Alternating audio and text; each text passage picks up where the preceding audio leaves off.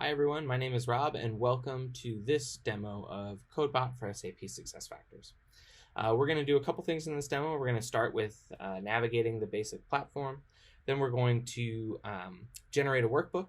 Then we're going to push changes from a workbook directly to an instance.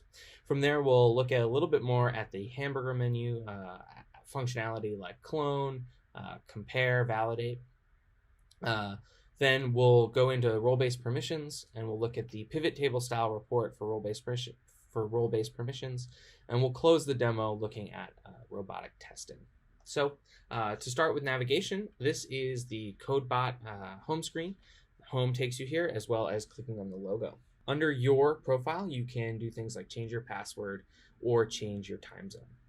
The workspace button takes you to the workspace window. We'll get into that in a little bit. The workspace window is what you arrive on after you click on either a module tile or a dropdown. They take you to the same place. So what CodeBot covers, under Employee Central, there's Core Employee Central, EC Configuration UI. Under Talent, there's Recruiting Management, Onboarding 2.0, PMGM, Compensation, LMS, and Succession.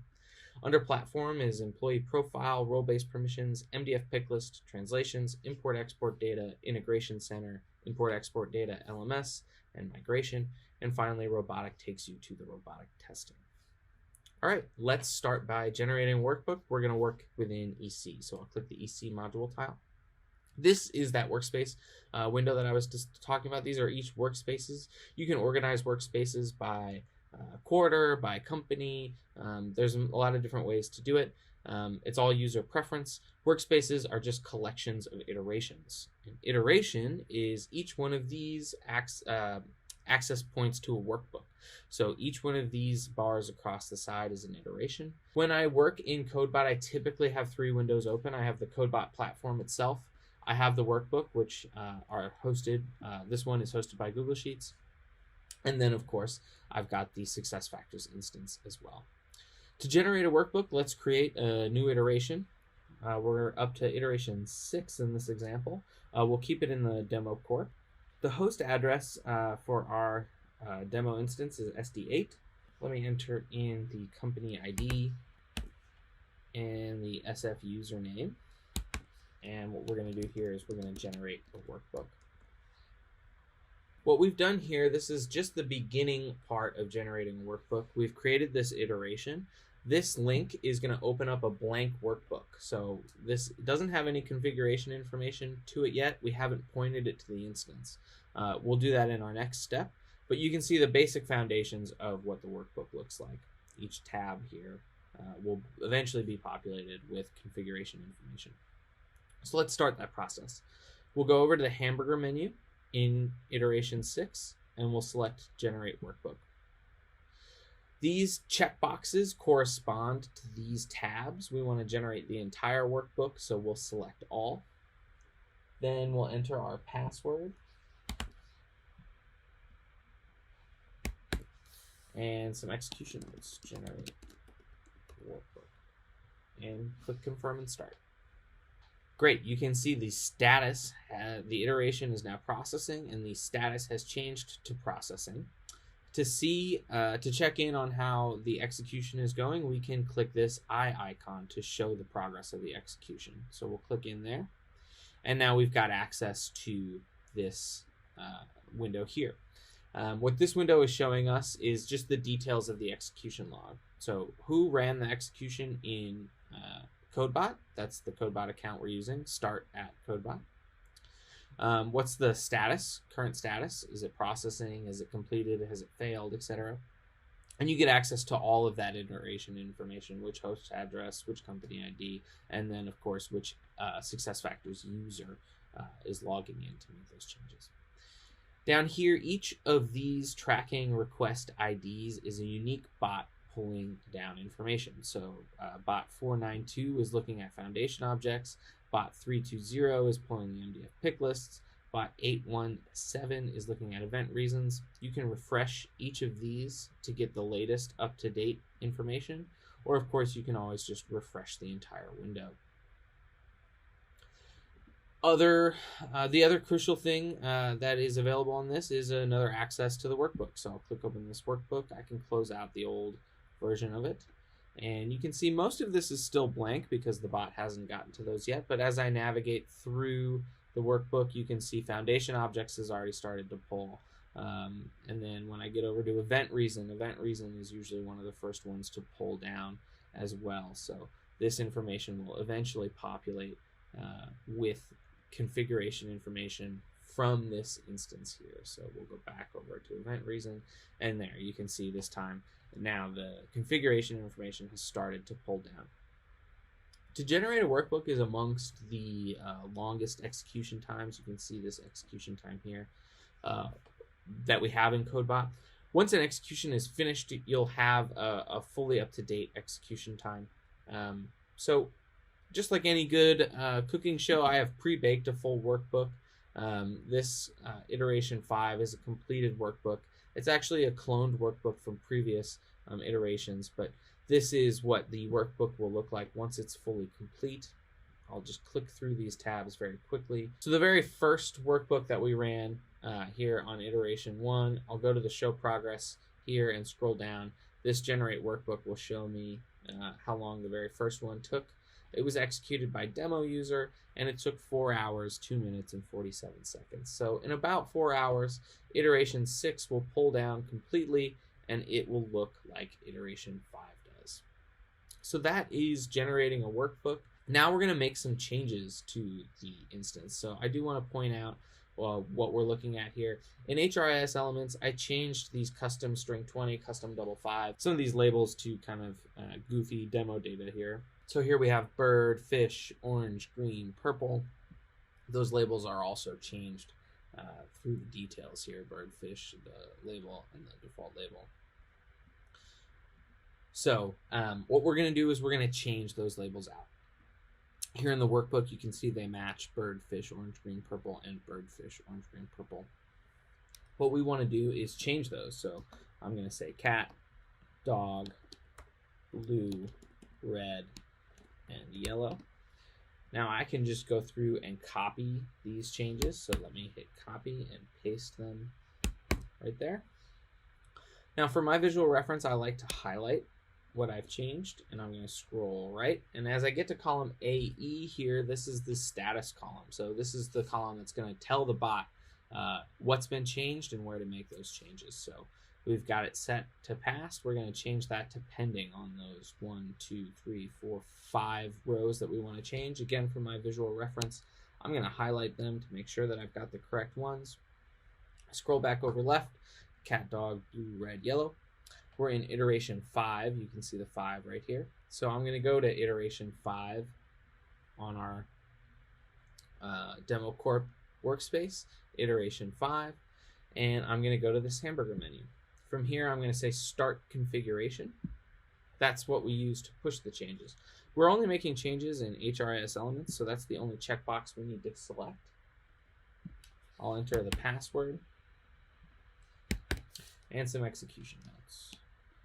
Label changes, and we'll select confirm and start. Let's check the progress of this. You can see iteration is now processing. The status has changed to processing. To check the progress, we'll do what we always do to check the progress. Click on this eye icon here, and we can see the tracking request ID has been launched 914. It's launched by Start CodeBot. That's me. And you can see the step HRIS elements fields executing. This is going to take a couple minutes, so while this runs, let's go back to the Demo Corp, and I'll show you what I've prepared down here. I've created a unique iteration for all of the different CodeBot executions that you can run. So again, this first workbook was the regular workbook. I just generated a workbook directly from this instance here. And so when I go back into this workbook, you can see there's no special highlighting or anything like that. It's just a completed generated workbook. I then cloned that workbook using this clone button here. Now's a good time to go over the actions menu. You've got edit. Brings you to the same thing as add new iteration. It allows you to edit the iteration information, including changing the company ID. That's how you migrate configuration information from one instance to another. We'll dig into that in a little bit in the later examples. After edit is delete. I want to be clear, deleting only deletes the iteration. It does not delete the workbook, and it does not delete anything within SuccessFactors. You cannot delete information from CodeBot to Success. You cannot delete information that's within a SuccessFactors instance from CodeBot. Clone, which is a feature that we'll show in a little bit. Share, you can share to your team. I shows the progress of the execution that you're currently running. We've shown that a couple times already. And then the Hamburger menu, of course, we've shown, and we're digging into those later details. This is where you access the core functionality of CodeBot. Okay. So I cloned iteration 1 to create iteration 2. In iteration 2, I made label changes. So you can see in iteration 1, I had cat, dog, blue, red, yellow. In iteration 2, I made those changes to bird, fish, orange, green, purple. And CodeBot validates that those changes went through successfully. So you can see it highlights everything in green to show that those changes have been successfully configured into the system. The next thing I did is I cloned iteration 2 into iteration 3, and I ran the compare function. So the compare iterations allows you to compare two different workbooks next to each other. I'll click on that to show what that looks like. What the compare is doing is it's showing that everything between these workbooks, if it matches, it'll highlight in green. If it doesn't match, it'll highlight in red. So you can see it shows everything else matches except for these label changes that I made. That makes sense. They're clones of each other except for those label changes. And it'll do this for all of the tabs that you have available. The last thing I did, I made a couple tweaks to the workbook and wanted to run the validate function. So the validate function here. Validate is going to check if what's in your workbook matches what's in the instance. Of course, you can always just generate a workbook, but generating a workbook, as we covered, usually takes about 2 to 6 hours, whereas the validate function, which I'll show here, if I click on this eye icon, you can see to run the validation, it took 1 minute and 23 seconds to check in. I wanted to check on these 7 fields if everything matched. So in 1 minute and 27 seconds, I got that answer of what matched and what didn't. So you can see in the instance, it was no longer cat, dog, blue, red, yellow. It matched everything else to green, validates that yes, that is what's in the instance, but these labels were not up to date, and you can see it gives you that failed over there. So that is the basics of everything within the Actions menu and within the Hamburger menu. Now let's go back and check in on the progress of our iteration 5 here. Remember, we were making label changes on that iteration. So I'm going to go into the Actions menu and click Show Progress. And here you can see we're still processing. It's taken 4 minutes and 14 seconds so far. But in our log, we've got some really interesting information from this tracking request ID. You can see it's step HRS elements field executing, but at object ID comp info custom string 20 after processed, that element of the execution has gone through successfully, and it gives us this screenshot to show that label went from bird to now cat. Fish has been successfully changed to dog. These are the screenshots after the execution. Blue, red, and we'll see if yellow is completed there yet. Yes, yeah, yellow is there as well. And so I can exit out of these, and this is still processing. It will change to complete very soon. When I go back over to the instance, I'll say I want to keep working. You can see the old labels there, bird, fish, orange, green, purple, but when I click refresh and scroll down, those label changes have gone through successfully. Cat, dog, blue, red, and yellow. Back in CodeBot, I'll refresh this window. The status is set to complete, and when I reopen the workbook in iteration 5, I get that validation that those label changes have gone through successfully. Great. So far we've demoed pull down. That's going to pull, generate a workbook. That is going to pull the configuration information directly from the instance. And now we've demoed push. We made changes to a workbook and we pushed them directly to an instance. So now we're going to leave EC and we're going to just take a quick look at the role-based permissions workbook. So I'll navigate over to role-based permissions. I'm going to look in the demo corp, and we've got a ready workbook here. So I'll click open this workbook. We've got, I'm just going to walk us through what the workbook looks like. It's RBP groups, group permissions. Here you can see configuration information on the left.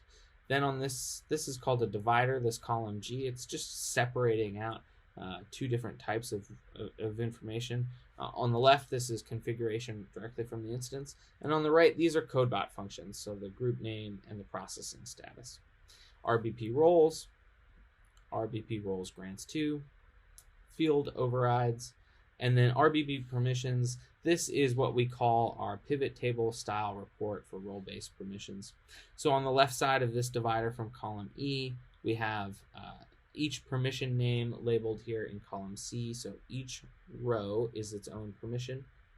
And in column D right next to it, these are the available permissions for that row. On the right side of this column is the roles for each of these permissions. So every column is its own role. What we do is, one of the common customer examples that we stumble upon is somebody wanted access to who sees Social Security information in their role. So you can just search for what that permission is, highlight it for visual reference, and scroll. You can see a lot of false until you get to this one here. This column W has view current, view history, edit, insert correct, and that is the HR administration for localization role. So the pivot table style report is a really visual, quick, easy way to have broad visual access to roles and permissions. And this isn't just a report. This is also something that you can execute on. So to create a new role, you can just insert a column here and name the new role. Let's say new role for demo. You can copy paste information over from one role to the next. And then this is your processing status column right here. You can set that from past to pending. And that's how you would push a new role over. Or you can change the information that's here too. You can take from the available permissions and copy paste over into your new role, set the processing status to pending, and push changes that way. All right, so that is the basics of the role-based permissions workbook. What we're going to do now is we're going to show some of the previous executions that we ran in role-based permissions. Before we get to that, I do want to show what an error looks like. So being from Chicago, I'm a big Chicago Bulls fan. In group permissions, I wanted to create the Chicago Bulls group. So I added a new role, I typed in Chicago Bulls, and you can see I wanted to add Michael Jordan to that group. Michael Jordan does not work for the best run company in SuccessFactors. And so when I ran that execution up here, I typed in Chicago Bulls, set the status to pending, and tried to run that execution. CodeBot was able to validate that there was an error there. When I click in on the show progress window, it gives me my error in the logs. So Chicago Bulls expression Michael Jordan does not exist in the search result, and it gives me the screenshot for this error as well. So you can see the bot tried to enter Michael Jordan. There's no result on that. So that's just a quick example of what errors look like in the system. And finally, we're going to show a migration example within role-based permissions. So again, we'll go to role-based permissions. This example is in our Silver training, which is also available online.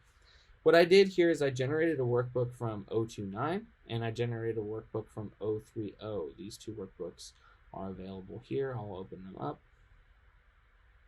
You can see this is the workbook from 029 and this is the workbook from 030. What I did then is I cloned the workbook from 030 and I ran the compare function so that we could see the difference between these two workbooks. Noted in the EC example, that was comparing the same instance to itself, but using that for version control. One was an older version of the workbook. I wanted to see what changes had gone through. This is a totally different example. This example is looking at what would it be like to compare a development instance to a testing instance, etc. using these instance labels. These are two different instances. By generating the workbook and comparing them to each other, I get this really interesting report of what's the difference between. There are tons of real-world cases that this would apply to. So here you can see the active membership in 029 for the admin group is 5. For the 030, the admin group is up to 15. Those changes, that difference is validated by clicking in red, or by the red highlight. It shows that there's a difference between those two iterations. And as I scroll, I have quick access to everything that's different in role-based permissions. The next thing that I did is I wanted to take one of these roles that exists in 030 and push it over to the 029 instance. And so to do that, I made this AZ API, and I set the status to pending. I cloned 030 again into this workbook. So you can see this workbook is the 030 workbook, but I changed this company ID in the execution, and that's how you set it to migrate. So the 029 workbook, when I open this up, you can see I can go over to role-based permissions, and the AZ API role is highlighted in green, validating that when I migrated this over to a new instance, it was successful. Finally, to show the end result of that, the 029 workbook, I generated one final workbook again in instance 5, and I go to my role-based permissions, and you can see that AZ API role is now available in the 029 instance, whereas before it was not available in the 029 instance. You can see here's 029, role-based permissions. There is no AZ API role. So that is role-based permissions. We have one final thing to look at for our demo, and that is robotic testing. Robotic testing is a very popular feature for CodeBot.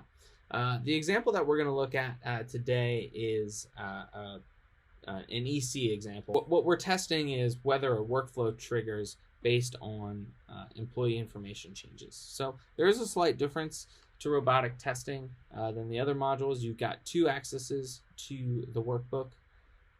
Let me close out some of these other workbooks. So the connected sheet is a workbook that is a standard workbook that you've run from a different instance. So this is just going to be a full completed workbook. And the robotic sheet is where you have your robotic test script. On the left side of this divider is basically the configuration information that gets pulled down, and on the right side of the divider is what we're testing. So in this case, we're taking Tessa Walker and we're changing her name to Tessa Lori. The other thing that we look at that we're going to change as I scroll, add and home address as well.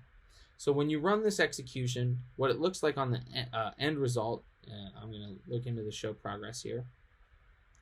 You can see we've got the test running successfully here. So in this tracking ID request log, we'll have all the access to what has been changed, what has been tested. So here, object personal window before modifications, object personal info, workflow triggered, approval process for Charles Braun, objective personal info after save. We're going to look at all of those screenshots all together.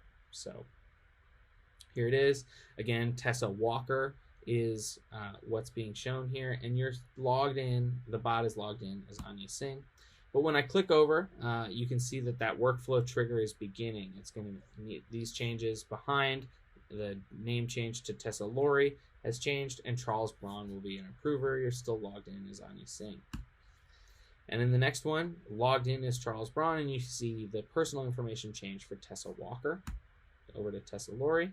That change is now complete. Tessa Lori is available here and back logged in as Anya Singh. So that workflow worked successfully.